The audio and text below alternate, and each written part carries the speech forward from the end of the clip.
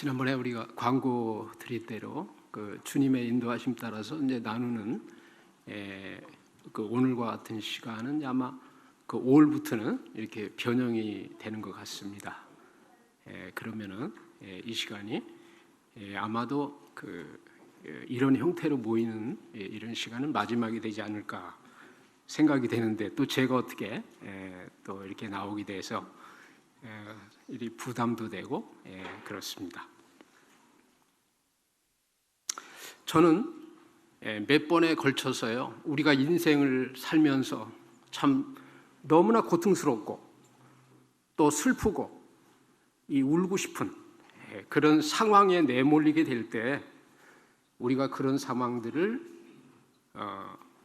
성경의 렌즈를 통해서 어떻게 이해하고 또 해석하고 대처하느냐에 대해서 몇 번에 걸쳐서 제가 말씀을 나눴습니다. 오늘도 그 연장선상에서 우리가 인생을 살면서 종종 이 무력감에 빠지게 됩니다.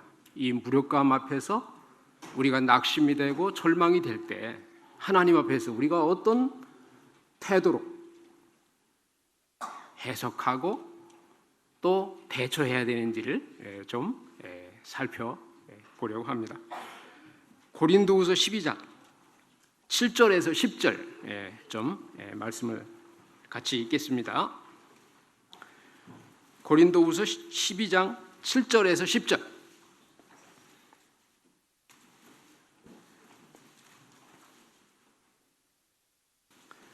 찾으셨으면 같이 한번 말씀 읽겠습니다. 여러 계시를 받은 것이 지극히 크므로 너무 자고하지 않게 하시려고 내 육체에 가시 곧 사단의 사자를 주셨으니, 이는 나를 쳐서 너무 자고하지 않게 하려 하심이니라. 이것이 내게서 떠나기 위하여 내가 3번 주께 간구하였더니 내게 이르시기를 내 은혜가 내게 족하도다. 이는 내 능력이 약한 데서 온전하여 짐이라 하신지라. 이러므로 도리어 크게 기뻐함으로 나의 여러 약한 것들에 대하여 자랑하리니, 이는 그리스도의 능력으로 내게 머물게 하려 함이라. 그러므로 내가 그리스도를 위하여 약한 것들과 능력과 궁핍과 핍박과 곤란을 기뻐하노니, 이는 내가 약할 그때에 곧 강함이니라. 이 물질 문명과 이 매스컴이 비약적으로 발달하고 생존 경쟁이 아주 치열한 현대를 살아가는 현대인들은 어느 시대보다도 점점 왜소해져 가고 이 무력감에 시달리게 되어 있습니다. 우리는 이 치열한 이 생존 경쟁과 이 속도 사회 속에서 떠밀려 살고, 주님을 섬기면서 종종 이 자신의 연약과 한계와 무능 앞에서 우리는 낙심하고 괴로워할 때가 참 많습니다. 의사가 죽어가는 환자에게 더 이상 아무것도 해주지 못할 때, 그때 무력감과 한없는 절망을 느끼게 됩니다. 불치병에 걸려서 더 이상 살릴 수가 없는 그 아들을 끌어안고 그 부모는 또 절망하고 무력감을 느끼게 됩니다. 그리고 입시를 앞두고 최선을 다했지만 성적이 오르지 않고 낙방했을 때 우리는 무력감을 느끼지 아니할 수가 없습니다. 또 직장에서 승진을 위해서, 또 사업의 성공을 위해서 정말 최선을 다하고 줄다림을 쳤지만은 결과는 어이없는 실패로 끝나고 빚더미에 빠져들어갈 때 우리는 절망할 수밖에 없습니다. 그리고 주님 안에서도요, 주님을 좀 잘 섬기라고 주의 일을 위해서 기도하면서 최선을 다했지만 아무런 열매도 없고 비난이 쏟아질 때, 그때 우리는 무력감을 느끼고 절망하지 않을 수가 없습니다. 그럴 때 우리는 그런 상황을 어떻게 바라보고 해석하고 우리가 극복해 나가야만 할까요? 첫 번째로 자신의 무능과 연약과 한계를 겸손히 인정하고 받아들여야 됩니다. 하나님은 인간을 지으실 때 강철이 아닌 진흙을 이겨서 지었습니다. 또 더구나 첫사람인 아담이 하나님께 범죄해서 인간은 더 한없이 연약해지고 죄로 타락하게 되고 이 무가치한 존재로 떨어지게 됐습니다. 그러나 이 불완전과 연약은 역설적으로 전능한 하나님께 대한 간절한 믿음과 기도의 필요성을 절감하게 해주고 하나님의 은혜와 사랑과 도우심을 겸손한 마음으로 더욱 갈망하게 하고 기도하게 하고 또 감사하게 합니다. 인간은요, 전능한 하나님처럼 마음 먹고 우리가 힘쓰고 애쓴다고 모든 일을 다 할 수 있는 강력한 존재가 아닙니다. 그런데 우리는 하면 된다, 하나님은 스스로 돕는 자를 돕는다, 이런 좌우명 속에 살 때가 많습니다. 그러나 그것은요, 인간의 한계를 무시한 이 교만이 내재된 인본주의적 사고일 뿐입니다. 우리는 자신의 무력과 연약을 깊이 깨달아서 겸손해야 됩니다. 하나님을 간절히 찾고 의지해야 됩니다. 자신의 실존과 능력을 오해하고 과대평가해서 자기를 대단한 사람인 것처럼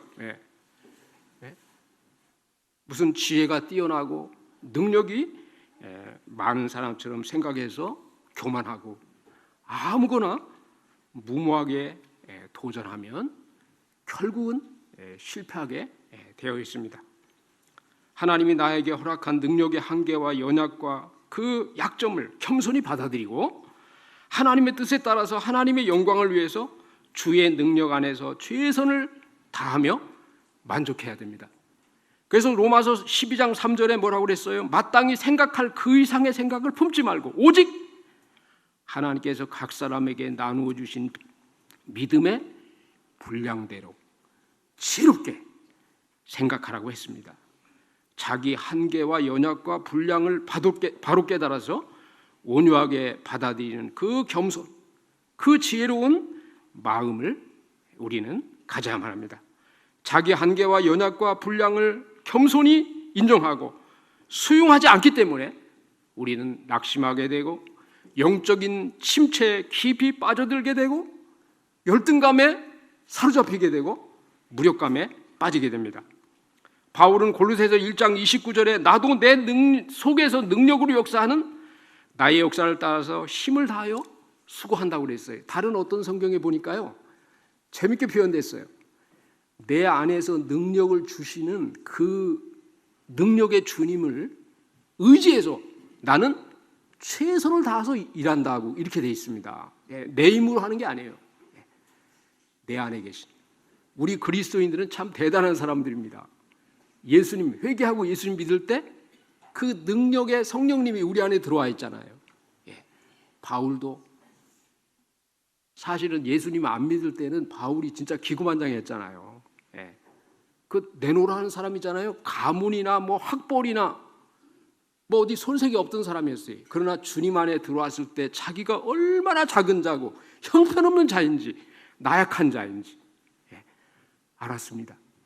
그래서 자기 힘으로 자기 지혜로 일한 게 아니라요, 내 속에서 능력으로 역사하게 하시는 그 성령님을 의지하고 쫓아서 일한다고 놀라운 고백을 하고 있습니다. 그 다음에 무력감이 빠질 때 우리가 어떻게 해야 될까요? 열심히 훈련받고 준비를 해야 됩니다. 하나님은 우리에게 능력과 은사를 주실 때 우리에게 어느 정도 개발하고 또 성장시켜 가도록 책임을 맡기셨습니다.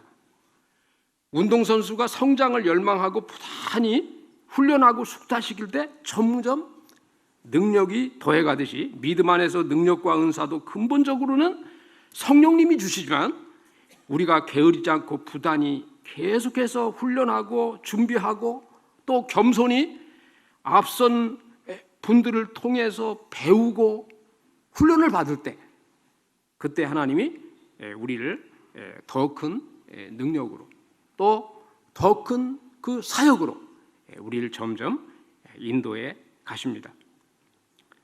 계속해서 주 안에서 겸손과 인내로 부단히 배우고 훈련받고 준비하면서 기회 있는 대로 우리가 섬김으로써 능력과 은사가 더해가고 우리가 자라가야 됩니다. 주 안에서 자라가라. 성경은 계속해서 도전해주고 있습니다. 또 주님도 제자들과 3년간 동고동락하면서 가르치고 훈련했습니다.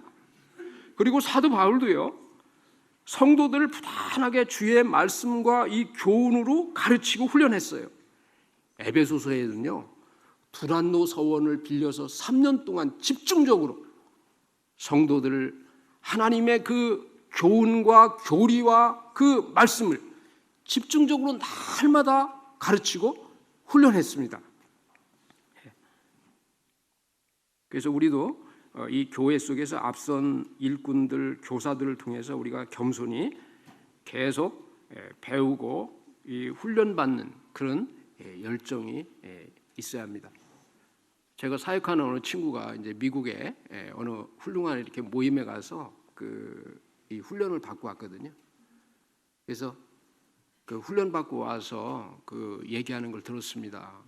참 자기는 이 수영도 할 줄 모르면서 그냥 겁도 없이 물에 뛰어드는 사람인 것을 절실히 느꼈다고. 가보니까 얼마나 그 미국의 모임들이 훌륭한 그 교사나 또 설교자나 그 이 장로 형님들을 통해서 얼마나 그 세세하게 그 교회 사역을, 교회 성도들을 어떻게 상담해야 되는지, 어떻게 전도해야 되는지, 어떻게 이 구제 사역을 하고 돌봐야 되는지 그 자료를 준비해서 너무나 세세하게 이렇게 가르치고 또 실습도 시키고 또 평가도 해주고 이런 훈련을 받고 보니까 자기가 너무나 참 이게 무모했다고 하는 걸 이렇게 절감했다고 하는 이런 이야기를 제가 들은 적이 있습니다.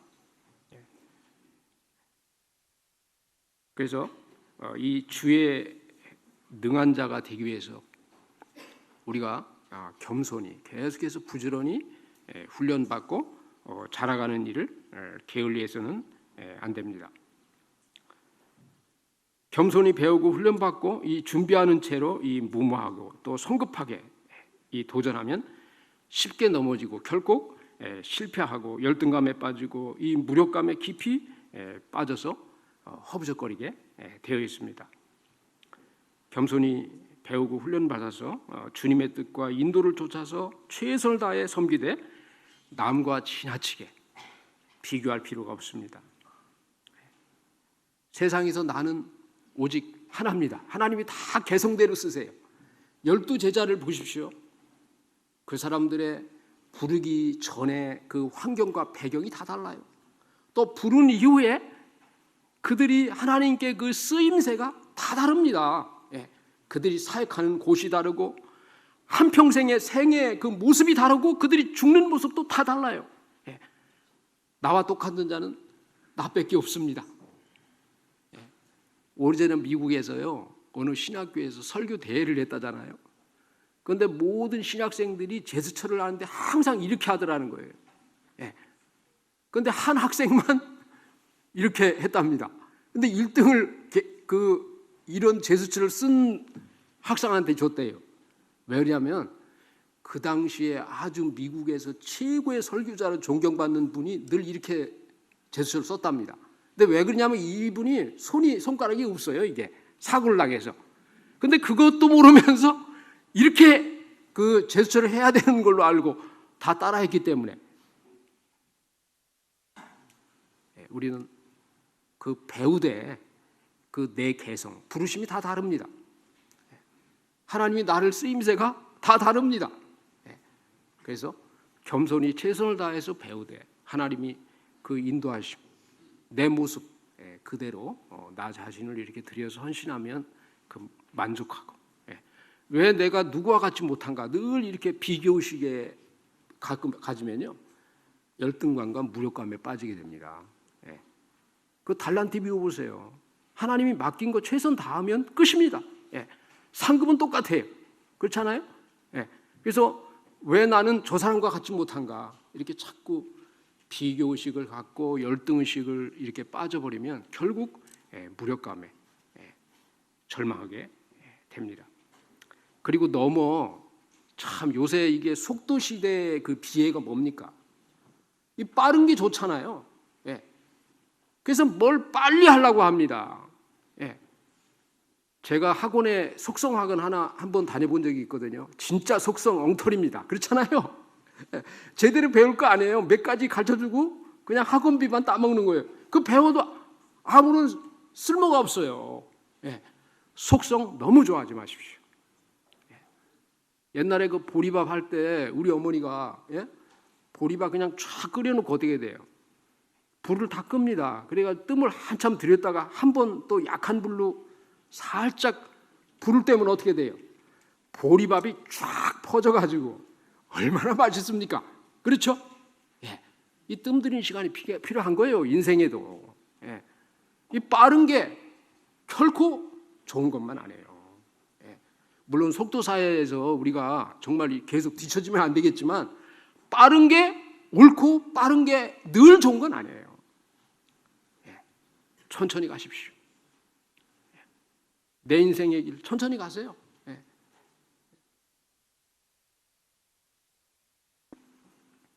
그리고 남과 너무 비교하지 말고 빨리 성공하려고 하지 말고 빨리 인정받으려 하지 말고 우리의 최종 평가는 누구예요? 하나님이시잖아요.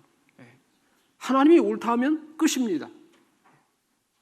요새 저도 이 카톡도 하고 여러 가지 이렇게 하는데 또 저도 글도 올리고 그런데요.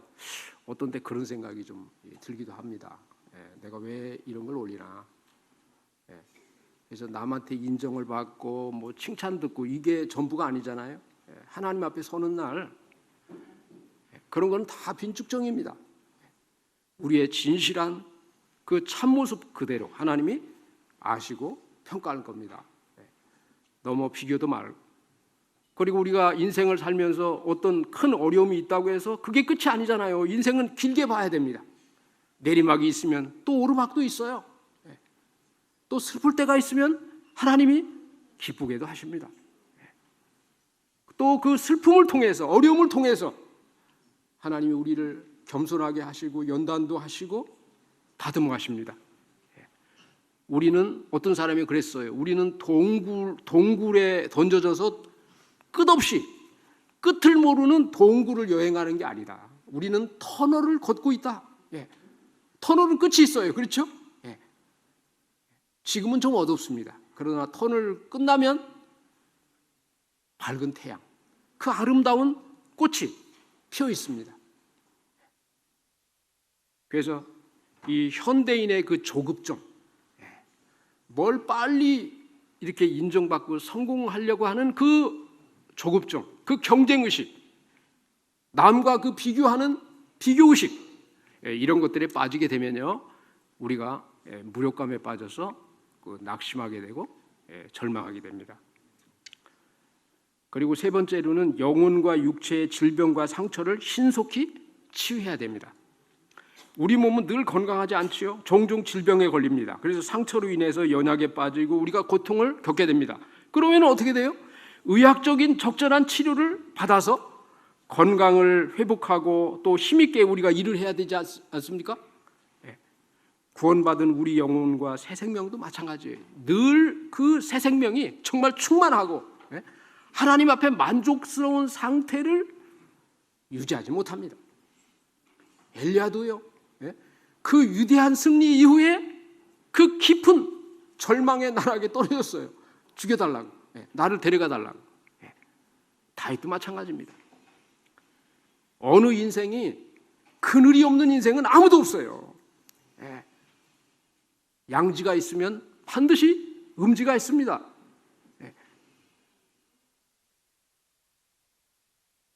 그래서 우리의 영적 상태가 늘 좋지만 않아요. 그건 정직한 거 아니에요.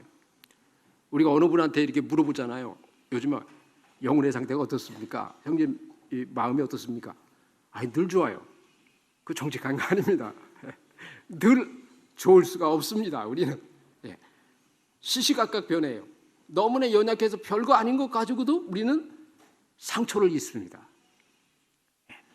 그래서 우리가 상처 입고 아플 때, 어떤 문제 있을 때 그때마다 주님 앞에 간절히 나가서 솔직히 마음을 털어놓고 참 이런 문제가 있음을 아뢰고 도움을 받고, 또 그게 해결이 안 될 때는 교회에 정말 훌륭한 이런 일꾼들이 있잖아요. 상담해주고 정말 내 프라이버시를 존중하면서 정말 은밀하게 이렇게 도울 수 있는 그 훌륭한 일꾼들이 참 많잖아요. 우리 모임에는 탁월한 분들이 많으십니다.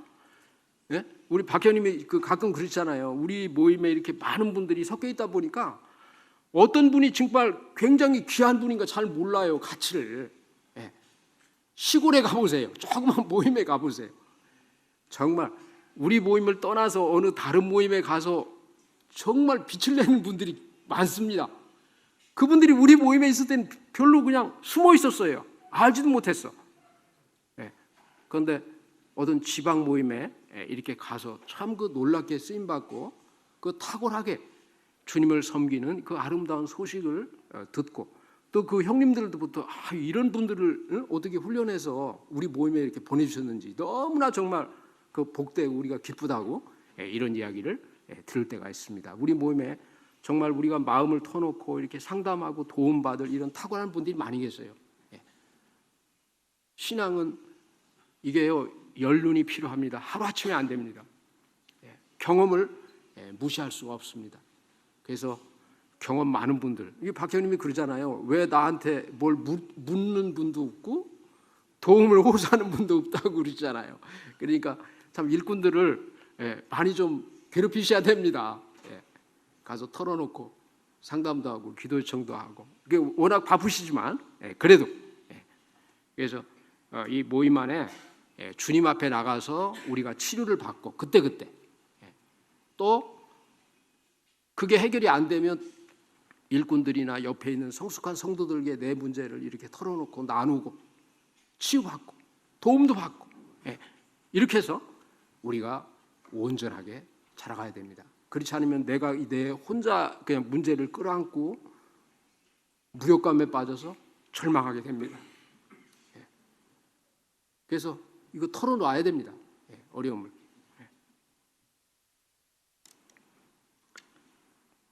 그 다음에 마지막으로는요, 하나님의 변함없는, 하나님께 변함없이 충성하고 삶을 온전히 내어 맡겨야 됩니다. 하나님은 헌신되고 이 충성된 자들에게 능력과 큰 일을 맡기십니다. 하나님을 전심으로 의지하고 성령의 능력을 사모하고 간구하는 자에게 하나님은 능력을 더해 주십니다. 시편 105편 4절에 보면 여호와와 그 능력을 구할지어다, 그 얼굴을 항상 구할지어다. 얼굴 구하는 게 뭐예요? 하나님의 임재잖아요. 하나님의 임재, 하나님의 능력, 하나님의 도우심을 구하는 거예요. 늘 시시때때로.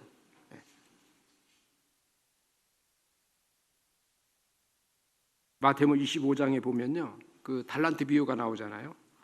한 달란트 받은 사람은 땅에다 그냥 파묻어뒀어요. 주인을 굉장히 아주 엄격한 분으로 오해를 해가지고요.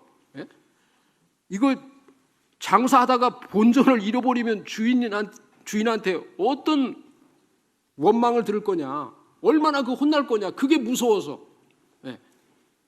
땅에다 꽁꽁 파묻었어요. 사실은 그건 뭡니까? 이 게으름에 대한 변명이었어요. 솔직히 어떤 이 도전의식도 없고 또 적극적으로 그 맡긴 것을 이렇게 늘리고자 하는 그 열정도 없고, 그래서 꽁꽁 묻어줬잖아요. 그리고 그 책임을 누구한테 돌렸어요?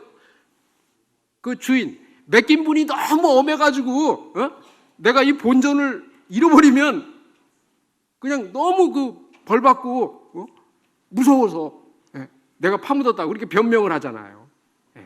그게 바로 우리의 모습입니다. 하나님은요, 자비하십니다. 본전 다 잃어도 하나님은 받아주세요. 어디 나와요? 탕자비. 탕자 어떻게 했어요? 아버지의 귀한 자산, 아버지가 멀쩡하게 살아있는데 그걸 달래가지고 졸라서 가서 다 허랑방탕했잖아요. 예? 형은 형제를 잃어버려서 안 받아들였어. 그런데 아버지는 어떻게 했어요? 그 아들을 있는 그대로 받아들여서 어떻게 했습니까? 너무나 즐거워가지고 이웃들을 불러 모아서 잔치했잖아요. 예. 하나님은요, 우리의 실패를 탓하지 않으십니다. 받아주십니다. 우리의 마음이 하나님을 사랑하고 하나님을 섬기고 싶은 그런 순수함과 열정, 그거 귀하게 보십니다. 실패해도 괜찮아요. 실패 없이 어떻게 자라요? 어떻게 성공해요? 성공한 사람들 보십시오. 다 실패했어요. 수많은 실패하다가 어느 날 한 번 건진 거예요. 실패 없이, 넘어짐이 없이 우리가 걸을 수 없습니다.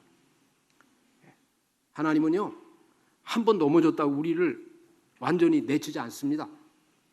괜찮아요. 너무 실망할 필요가 없습니다. 그래서 성경에 그 쓰임 받은 인물들을 제가 이제 창세기부터 쭉 살펴보면요, 세상적으로 대단한 사람이 아니에요. 고린도서 1장 26절에 뭐라고 했어요? 너희들의 부르심을 봐라. 지혜 있는 자가 많은가? 능한 자가 많은가?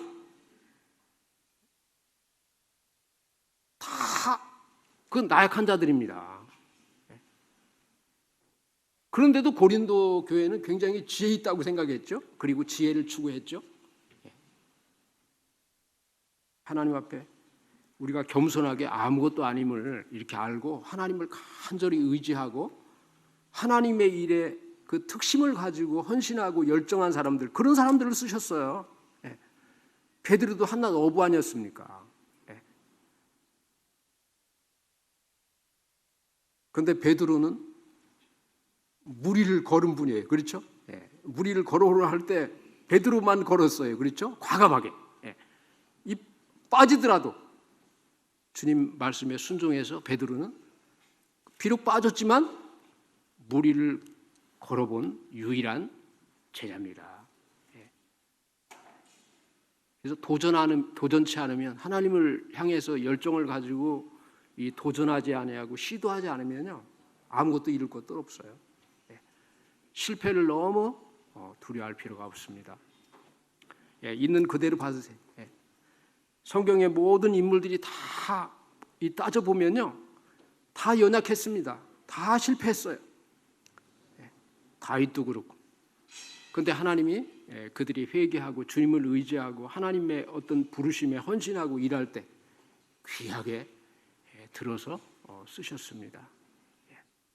우린 연약합니다. 우리 스스로 설 수가 없어요. 또 다 다릅니다. 그래서 하나님을 의지하지 않으면, 하나님이 주시는 능력에 내가 사로잡히지 않으면 우리는 서 있을 수 없고 넘어질 수밖에 없습니다. 그래서 우리 인생에 다가오는 정말 감당할 수 없는 여러 가지 아픔과 시련과 눈물 나는 사건이 있을지라도 주님을 바라보십시오. 주님께 토하십시오. 너희 마음을 토하라고 그랬잖아요. 주님께서 세미하게 말씀하시고 우리를 위로하시고 붙드시고 우리의 걸음을 인도하십니다. 다 같이 기도하겠습니다. 아버지 하나님, 감사합니다. 아버님의 놀라운 은혜와 사랑을 감사합니다. 아버지 하나님, 우리가 세상을 살면서 참 여러 가지 기막힌 상황을 만나고 어려움을 만날 때 우리가 의지할 분은, 우리가 바라볼 분은 아버님 뿐이십니다. 우리 마음을 터놓고 아버님께 기도하면 아버님이 위로하시고 만져주시고 우리를 붙들어 주시고 우리를 힘있게 걷게 하시는 그 놀라운 사랑을 감사합니다. 아버지 하나님, 우리 중에 정말 너무나 감당할 수 없는 어려움과 절망과 무력감 앞에 슬퍼하는 분이 있다면 아버님께서 치료하시고 위로하시고 독수리 날개치고 올라감 같이 능력을 덧입게 하시고 주님 축복해 주시옵소서. 이 모두를 담아 우리 주 예수님의 이름으로 감사하며 기도 올리옵나이다. 아멘.